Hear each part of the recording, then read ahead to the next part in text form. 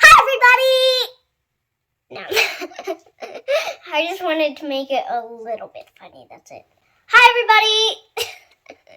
So, again, an infinity again, I'm seeing you again. I already said infinity agains. So, I want to share an interview from when the traditional mom and journalist Shirin interviewed my mom about intensive parenting. This interview was what inspired me to interview other people because my mom needed training to prepare for her first interview ever. And so I trained my mom and recorded it, and so that's how the Juliette show came about. And I started to interview other people. And I interviewed my other friends, but I needed to edit those. And my mom made some mistakes when I was training her. Like her posture was this, and sometimes her posture was this. It's just, well, those aren't like mistakes. They're funny mistakes. And Shirin has a website called LAMomMagazine.com. Go check it out. Bye.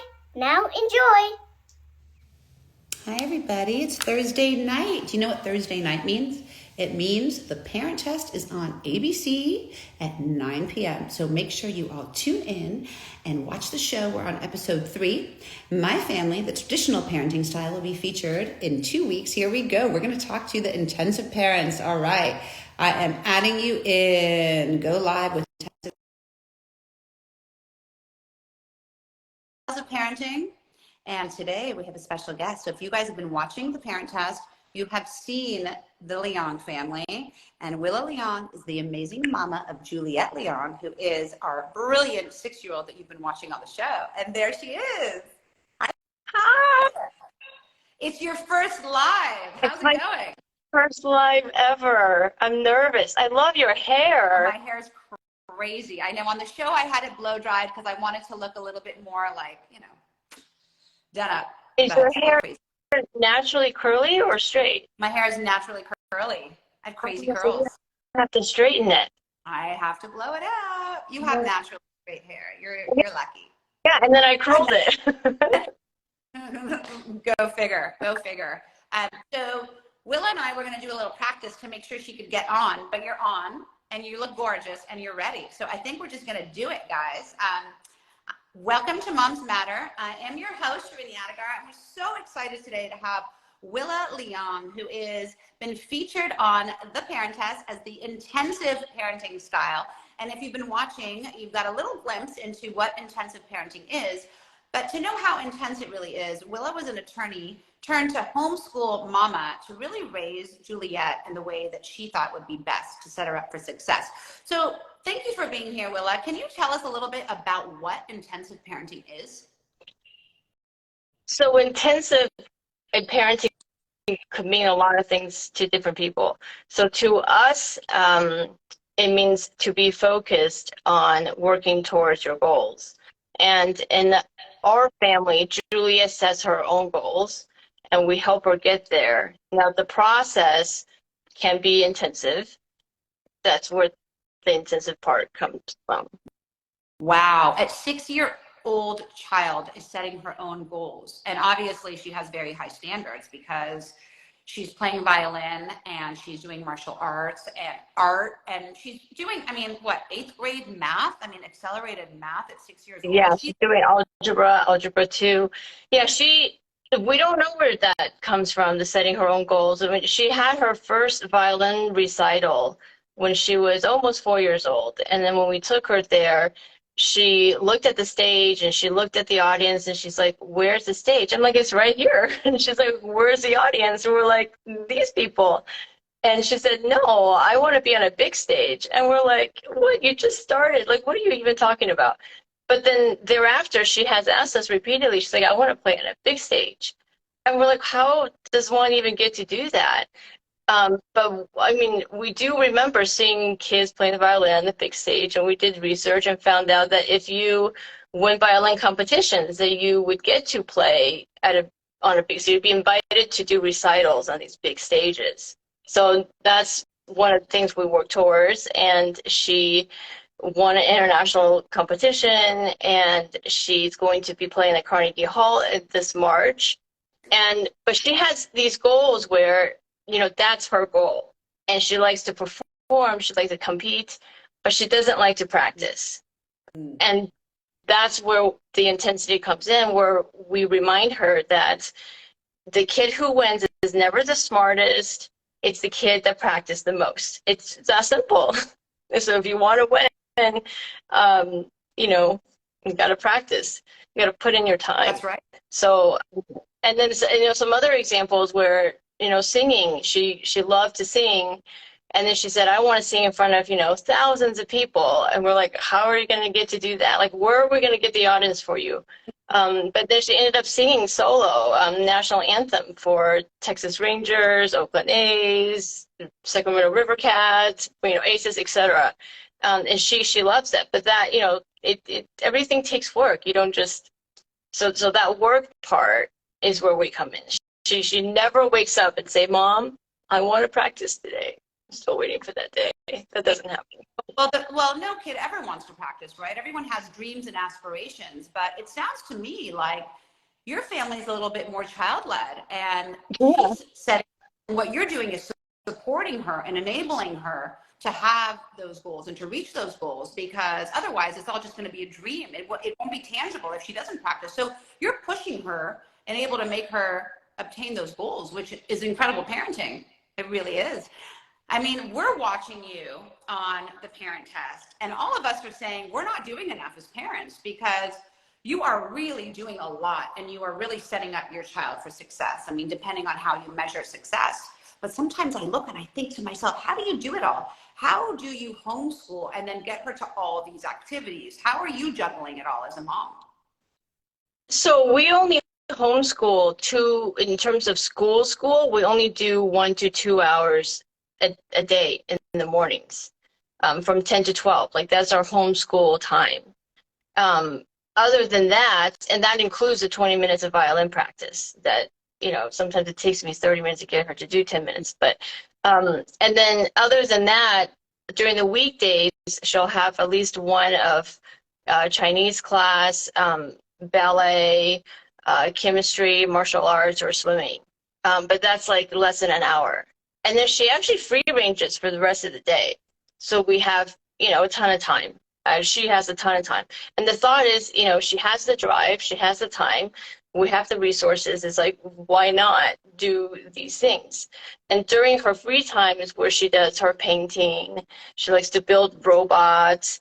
We have a lot of time. I mean, a lot of people will look at what she does, and they're like, oh my goodness, is she like studying all day? It's like, no, we don't even meet state standards in how much school we do. We're doing the minimum, I think. Wow, that's incredible, because if we were to watch the show and not know who you are, we would think that you are really working her and getting, I would think she doesn't have any free time. For you to say that free range and that she's enjoying herself and doing art and other things that she enjoys. And the truth is that as parents, I think we underestimate the fact that there's so much time in a day, and there is so much we can get done without stressing our kids out. So Juliette doesn't seem to be stressed out. She's really enjoying everything she's doing. Oh, yeah, she's not.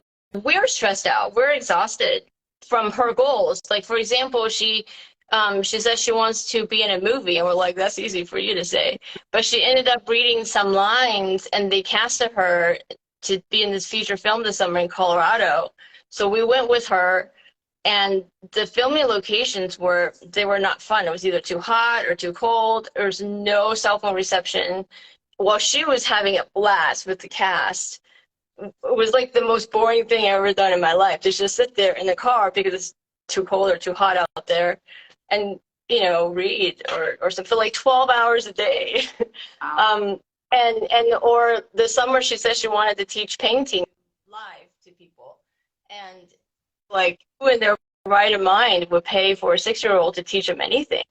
So she made her own flyers, and people actually signed up, and And once that happened, it's like, well, we're going to need to take this seriously. So we had to, prepare supplies.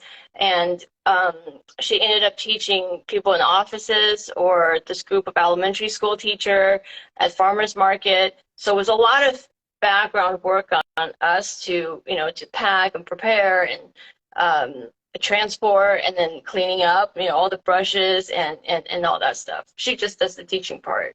But, that's another thing, that if she turns a hobby into a responsibility, she has to put in her work. So when that was set up and she had to do her lesson plan, it's like, well, so how are you going to teach? You're going to do it step by step, like, have you thought this through? When it came to the work part of it, she's like, I got this. I don't want to. I'm like, no, teach me and let me see how you're going to teach. And she didn't feel like doing it. It's like, okay, now that's not negotiable, right? Like, you got to be responsible for what you want to do. Now people have signed up or prepared, like, you're going to put in the work. And she ended up loving it. Well, you're accountable. And you're saying, you got to hold it accountable. Yeah. And they're never too young. Like, I tell people that your kids are capable. Like, you don't think they're too young. They're not. They're so much more capable than you think. You're incredible. Do you ever say no to her, Willa? Like, it sounds like she's got all these great ideas and you are just enabling her, allowing her to just go with it. Like, when do you ever draw the line, or do you just kind of support all of her dreams? So when people ask us, do we think we're doing too much? And I think we're doing the minimum. I wish I had enough energy and time to help her meet her capabilities. So for example, she really wants to learn the cello. No idea why. She really wants to learn cello. So we're like, okay, we can make that happen, get you a cello, get you a teacher. But I told her, I'm like, you're going to pick up the cello, you're going to need to practice. Like, that's an additional thing we're going to have to do and add into our school, because you can't play with it unless you know how to play it. And then she just thought of it, she goes, nah, never mind. But like, at least once a week, she'll be like, I want to do the cello. I'm like, remember, no problem if you commit to practicing once we get you into the class. So in that sense, I knew she was going to kind of say no if I put it that way, right, as opposed to just making it happen and then going to class and then making her practice. Yeah. So that's my way of saying not yet. Well, it's a very calculated way of having her, right, be the one to really make the decision by showing her all the angles, and you're doing it at such a young age. I love what you just said, Willa, that our kids are so capable, and we think just because we have a 5 or 6 year old that they can't do it, but they can. I mean, Juliette's living proof of it. We're watching you and we're watching how it's all happening. And yes, her IQ may be higher than most, right? But that doesn't mean that your approach can't work with other parents in the way that they're living. I mean, your approach seems to be working really well. Well, the IQ, we tell people, had nothing to do with anything. And so much research have shown that giftedness have nothing to do with success, almost nothing. And I say, people don't like me saying this, but lots of homeless people are gifted, and the success takes work. There's a 10,000 hour rule that the key to achieving true expertise in any skill is just simply a matter of practicing.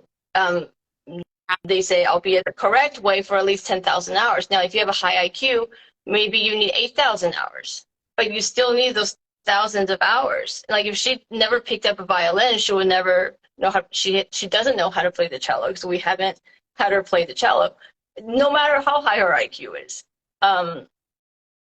Yeah, so we don't even tell her that she's got a high IQ, because I've seen kids who think they're really, really smart and they don't try as hard.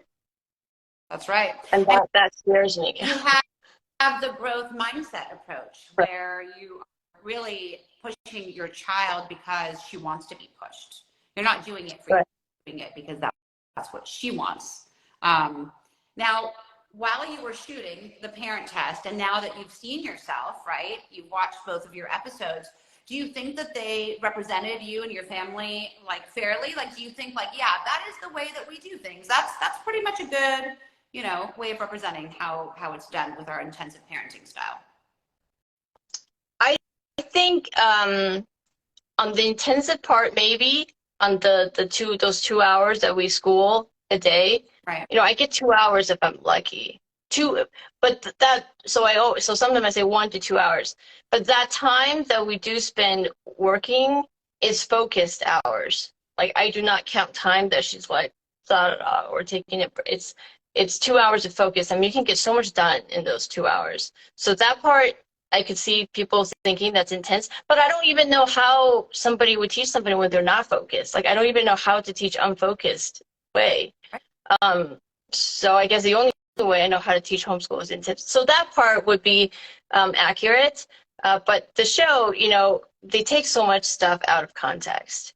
Their whole play on the homeless people being losers, it was mentioned during an interview with them, and the way they edited it, they made it this generalization. But what I was talking about was that we volunteer at soup kitchens, and we have met these homeless people who are smart. They're smart, could be gifted, I don't know, who are so proud of themselves for not having worked in the last 10 years and that they can survive without working. Like, what? Like, I'm sorry, if you're capable, and you have the opportunity and you are going to live off of other people, like that makes you a loser. I just don't know any other word to put it. I feel like that's the nicest word I could find for them. But that's, and, and other some certain other words where they talked about how we said she thrives on negative reinforcement. Like, we don't ever put her down. I don't know. I think people, or maybe it's the way they edited it. Anyway, we never put her down, but we also don't tell her that she's a winner no matter what. If she doesn't win something, we say it's because somebody else practiced a lot more than you. And she really does. I mean, where she is at violin, the other kids are putting in 1 to 2 hours minimum a day. She's doing like 20 to 30 minutes if I'm lucky, right? Like, imagine if she put in 1 to 2 hours, where she would be. So we tell her stuff like that, but we don't say, oh, you suck, or you're not good enough. We don't say things like that. But she isn't a winner no matter what, and it's good to lose. I mean, mistakes are good. Absolutely. And we tell her, every time you make a mistake, your brain grows, and that's good. And she has, very, very, very much embraced making mistakes, and she'll laugh when she makes a mistake. I'm like, okay. Sometimes she laughs. It's like 5 minutes into her laugh. It's like, come on, like, okay, let's go on. Well, we've now been following you on Instagram and get a little glimpse into your daily life, and Juliette just seems like such a happy, playful, funny kid. I mean, she's hilarious. She was interviewing you the other day about the show, and she's an incredible little girl. And you say that she's setting goals for herself. Do you have any goals for her? Like, when you look at your daughter and you look forward to, like, when she's 18, when she's 20, when she's 25, I don't know if any of you watched the film about Serena and Venus Williams, and how the father had, an idea of where he wanted them. He's like, and he set the track for them, and look at who they became. It was pretty remarkable. So do you and your husband have that for Juliette? We have a very, very short-term, boring-looking vision board. And those are based on her goals, like singing on the big stage or performing at, movie. We say one movie. I mean, it was very time consuming. It's a very short term, because things are just changing. That whole interview thing. I was really nervous about this live interview, and I was telling her in the car on the way from martial arts, and she said, well, Mom, you should practice. And I said, you're right, I should practice. And she said, I'm gonna interview you when we get back. And I'm like, oh, okay. I'll come up with the questions. She's like, no, I'll come up with the questions. I'm like, okay, that's fair, because, okay. So then when she did it, I was, so the second video was much better than the first one. I was shocked at how good she was for her age. And I was like, oh my goodness, you can interview people. And we've never even considered that a quote unquote skill of hers. And, that's another part of what I tell people, that your kids are super capable. You don't even know the things that they can do if, given the opportunity.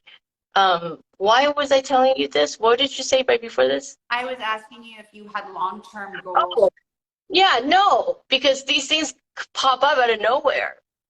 So now I'm like, no. So after she interviewed me, she said, well, I'm going to interview Dad, and I'm going to interview, my friends and my martial art and instructors and my, violin teachers and this author I know in Reno. And now she has a list of people she wants to interview. And I'm like, that should be really, really fun, because it helps with her typing, the spelling.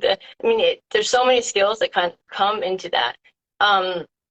No long-term goals at all. And I would talk to my husband about it, and I said, what do we want out of this? Or what are we doing? And he says, because things are changing so quickly, I have no idea. I feel like whatever we said wouldn't be realistic anyway. I don't know. I don't even know when she's going to go to Davidson, because the thought is she has to pass a certain test to get in. Now, we think she can do that in a year or two, but what for? That's a middle school. It's like, I don't want her to skip that many grades, because she's still a little girl in terms of maturity. She still likes to play with 6-year-old stuff. If she was to choose the books, to read, there's still 6-year-old content, and she's still playing with little ponies. And so I don't want to mix her in with middle schoolers yet. So we're thinking short term, we can take these years off. And if she wants to, do ballet competition, it's going to be time consuming. So we can take a long time off to focus on like one thing that she wants to compete in, or like math counts, right? Or so not spelling bee with figures, that's not where her talent lies, but math, violin, painting, all of these things are time consuming that we can take off from school to do. And that way when she goes to school, she will meet their age. So, you have a very curious 6-year-old who's interested in everything that she, dabbles in.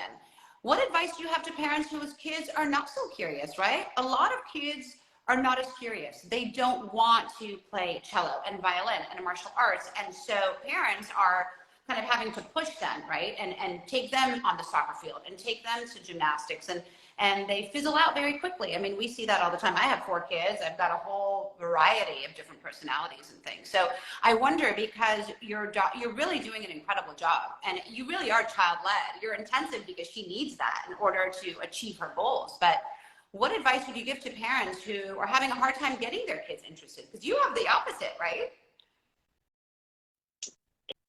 Interesting question.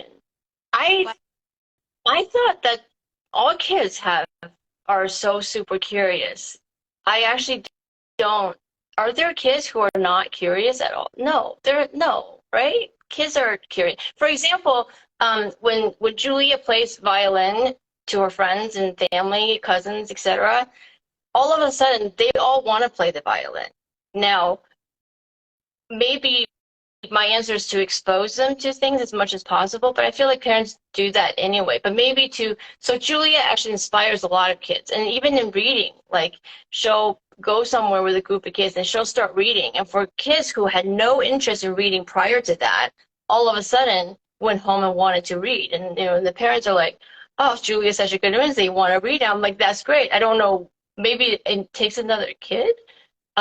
Or even drawing, where Julia had an art show and she has her friends come and see it. And afterwards, some parents said, oh, their kids picked up a new hobby of drawing and they love it because they can just sit there and draw, which it was never a hobby before. But those parents have exposed those kids to a lot of stuff, but those things, for whatever reason, didn't drive them yet until they met Juliette or somebody like Juliette. I don't have an answer for you. Be around children who are excited and inquisitive and really just excited about doing what they're doing, because have a child who's interested in such a vast array of things, and for you to say that you don't have a certain goal for her, but rather you're allowing her to be who she is. You're allowing her to be a 6-year-old child who is just super curious and excelling because of your intensive parenting style. I just kind of want to set the record straight, because I think watching the parent test, has been very unfair to you in many ways, where you look like you are just, I think viewers think you are just not giving this little 6-year-old a chance to be a 6-year-old. And you just said, no, we're allowing her to be a 6-year-old. And you are not trying to push her to jump into middle school, even though she's doing middle school math, right? You don't want to fast forward her childhood. You want to allow her to be a child. Right, because yeah, I don't think it would be fun for her. Like I hear some kids who are 10, 11, they're in college. I'm like, what? Like they can't hang out with college kids. They can't do, like, that sounds terrible. Now if Julia wanted to go, if she said that she wanted to go to school with the older kids, maybe we'll have her take a couple classes. I don't even think we will allow her to do that. I don't know. But yes, yes. She, even that she has a lot of math is something that she really likes. And I don't remember all of the math that I learned. I actually stay up teaching myself math, like algebra 2, before I teach it to her the next day. Like factoring trinomials, I don't even remember ever doing that. What was my point on that? Well, but that brings up such a great point, because I think so many of us are lost because our kids are surpassing us intellectually, right? We forget a lot. We forget geometry. When's the last time you did geometry? But you're teaching yourself. Can you give us a little pointer on that? Can you tell us how we can do that as parents, how we can best support our children, especially those who are high achievers? Like my Bella watches you and is obsessed with your family and your parenting style. She's an overachiever. She's super curious. What's your advice to parents who feel like they can't even catch up to their kids, right? Like you're saying, you stay up and you teach yourself so you can teach her. Right. And then we have tutors for chemistry. I was never good at chemistry. We do what we can. I mean, I feel like we were, like I said, doing the minimum for her. We wish we could do more. So anytime anybody asks us, do you think you're pushing her too hard? I'm like, no. We totally wish we could do more for her. But I would tell those overachievers, I would tell them that mistakes are good. I find that overachievers are hard on themselves. And it doesn't have to be that way. And Juliette was very much like that. 2, 3 years old, she would make a mistake in piano and she would throw tantrums. It's like, what is wrong? Like, what are you doing? Because I'm not an overachiever. So we had to really teach her that, we like mistakes. Mistakes are good. And I would tell parents to put up the fight. Like if you have committed to something, to put up the fight and not let them quit. I mean, unless they truly not like something. But if they just don't feel like doing it, if they just want to be lazy, I mean, we're human beings. We're, yes, we're born kind of, yeah. And especially with the gifted, or even just really smart people, because things come easily to them. So when things get hard, they can easily get discouraged and, move somewhere else. But yet, if they stuck with it, they could be really good at something. And so I would think they will thank us later for that. I think that is such a part of parenting, right? Like to push that, because you can't just give up. It's like saying, oh, I don't want to go to work today. I'm so sorry, you guys, I can't pay the rent. Like you just can't just give up. You've got to show up and do the work. And they will thank us for that. Like I think sometimes we think we're too hard on our kids when really that's what they need. I think that's what they need, is for us to stick by them and say, yes, you can do this. It's encouragement. I think that sometimes use the wrong word, that we're not pushing them against their will, but we're encouraging them so that they will become successful in what they're doing. And I think parenting is very challenging, like watching you. It's a lot for a mom. I also think that sometimes parents aren't pushing their kids or encouraging their kids because they feel like their kid can get depressed, or they feel like their kids can't take it, or they feel like, but I would beg to differ that the kids can do it. Like you need to trust in your kids. They're so capable. Like there have been her friends who come over, and friends and family, little kids, and I see the kind of math they're doing, arithmetic wise, and I start teaching, because they've been, in kindergarten, first, second, for 3 or 4 years, they're just doing addition, subtraction. I'm like, do you know addition, subtraction? Like, let's move on. Can they handle it? Every single one of them. I was able to teach them multiplication super easily, right? So, and they practice that, then they can move on. Like they can all move on quickly in arithmetic, not so much word problems. It's a whole different skill. Arithmetically, these schools take forever, and these kids are bored. It's like no wonder why they don't like math. But some of the parents have said either the kids don't like math or they don't want to practice math at home. It's like because they're doing the same thing over and over, and they're bored out of their mind probably. Yeah, that they need to trust that their kids can handle it. I Back love that. That's such to your question. advice. I think everyone needs to hear what you just said. That's great advice. Tell me, we've got like 2 minutes and then we're going to go so we can pop our popcorn and watch the Clarence test at 9 o'clock. Tell me what has been the most, Late? Wow. was that late? I said I can't believe it's so late. Oh, no. Wait, go ahead. What has been the most challenging part of parenting for you? Because watching Juliette, as incredible as she is, I think can be extremely challenging as well as a parent. The most challenging part for us is to keep up with her goals because it throws us off completely with what we know, who we know, our routine, and we go out and make miracles happen for her. Like, you want to sing the national anthem for Major League Baseball team, like you want to play Carnegie Hall, you want to be in a feature film, like what? Like we never even thought about those things. So is to making those things happen for her. It has been most challenging, and what's been, I'm involved, in the resources. well, it's a lot, and you're making it happen, and she keeps you on your toes. She'll keep you young, she'll keep you going forever, Willa. What's been the most rewarding part of being a parent to your incredible Juliette? There was one evening, Juliette came up to me and said, Mom, thanks so much for teaching me. And I was like, oh my goodness, I would relearn calculus for you. And then the next day, though, she didn't feel like working. We get into our almost daily thing. And she's like, I take back what I said. I'm like, Juliette. But here's a really proud moment. So Juliette paints and she sells her paintings and she donates the proceeds to nonprofits. She's donated like over $70,000 to support, to help cancer patients, etc. And one of those entities is Asian American Donor Program. They register minorities to increase the availability of potential stem cell or bone marrow donors. And a couple days ago, I showed her a picture of a lady who passed away from AML, a type of leukemia. And Julia immediately said, why didn't they sell my painting to help her find a match? And I was like, oh, sweetheart. Wow. They tried to find her a match, and, we talked about it. So I was like, oh. And all the things that we love about her, she's super happy, super funny, super compassionate and generous and all those things. None of those things have to do with her being smart or cute. No. And but she's so proud. Like, who knows we're doing it right? Like, you have proven concepts. Like, your kids, you're there. It's like, you've got it. Somebody needs to interview. Well, Juliette probably want to interview you. Well, we're going to interview Juliette next. We're going to get her on here, and we're going to talk to her.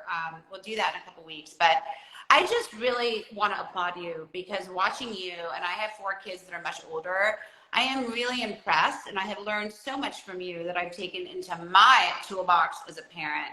Because sometimes I'm afraid to push because I'm afraid that encouragement might, like you said, make them anxious or lead to depression. And I think that we shouldn't be afraid of those things. I think some you got to know your kids, right? Obviously. Like, they're not prone to that type of, they're emotionally strong. I'd say push on. Like my sister was not she's still not emotionally strong person. And my mom was really careful with her. And it was funny because sometimes my mom is really careful because she cries, she tends to, but sometimes when I say certain things to her, I'm like, it's not like you're working too hard. Everybody your age is working this hard. Like, are you just lazy? And that actually made her not unhappy. That's a bad example. I'm saying if the kid is emotionally weak, don't push them. But I think hearing you and all kids have more potential than we give. Yes, that's what I'm saying. Important that we know that they have more. We've got to let them own it, and you're doing that, and we're seeing it, and we can't wait to see Juliette at Carnegie Hall. You're going to have to keep us posted. Everyone who doesn't follow intensive parenting, you guys have got to follow them. The Leong family is amazing. Jonathan and Willow, you're doing a phenomenal job, and I can't wait to see Thank them you so back much. on in a couple weeks. And we're going to let you guys go and watch the parent test. But thank you so much for joining us today, Willa. And you Thank saw you. Moms Matter. And we will catch up next time, and we'll get Juliette on, and we'll hear from her, and we'll hear all her tips and tricks on how she is doing in her little 6-year-old world. Thank you so much. Thank you for being Really here. fun. See you on the And thank you for helping me reward some of this stuff. It's like, yes, that's exactly what I was trying to say. Thank you. You're awesome. You've been a great job. We'll talk to you soon. Thanks All for right. joining us. Bye, everybody. Bye.